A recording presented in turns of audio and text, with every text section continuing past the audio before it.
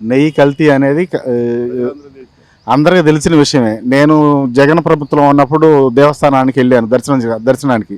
ఆ రోజు లడ్డు చూస్తే తినబుద్దే కాలేదు. పారిశ్ర శుభ్రత అనేది అసలు పరమ వరస్ట్గా ఉంది అక్కడ. ఇప్పుడు లడ్డు చాలా టేస్ట్గా ఉంది. తింటుంటేనే అర్థమవుతుంది అప్పుడు ఎలా ఉంది ఇప్పుడు ఎలా ఉందని. దీనికి ఏమి ల్యాబ్లో పరీక్ష చేయాల్సిన అవసరం లేదు. లడ్డు తీసుకొచ్చి ఒక మనిషికి పెట్టి ఇది ఎలా ఉందని చెప్తే అర్థమవుతుంది. అది పార్టీకి సంబంధం లేదు. కార్యకర్తలు స్వచ్ఛందంగా ఆవేశంగా ముందరికి వెళ్ళి ఆ పని చేశారు. చేయకపోతే ఇలాగే ఒరవడి చేస్తారు. ఇది పార్టీ ఆదేశాలు ఇవ్వలేదు. కార్యకర్తలు స్వచ్ఛందంగా పోయి దాడి చేశారు ఆవేశంగా తట్టుకోలేక.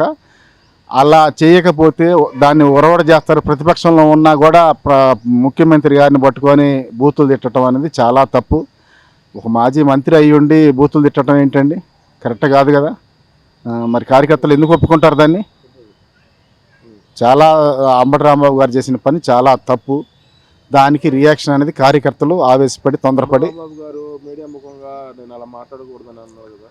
మనం అందరం సోషల్ మీడియాలో చూసాం కదండి. ఆయన ఏం మాట్లాడాడు, ఎంత వరస్ట్గా మాట్లాడాడు ముఖ్యమంత్రి గారిని పట్టుకొని. మరి అది కరెక్ట్ కాదు కదా అలా మాట్లాడటం. ఎవరో రోడ్డును పోయేవాడు మాట్లాడినట్టు ఒక మాజీ మంత్రి అయ్యి ఉండి అలా మాట్లాడటం ఏందండి? ఆయన ఏజ్ ఏంది, ఆయన మాట్లాడే మాటలు ఏంది? కరెక్ట్ కాదు కదా.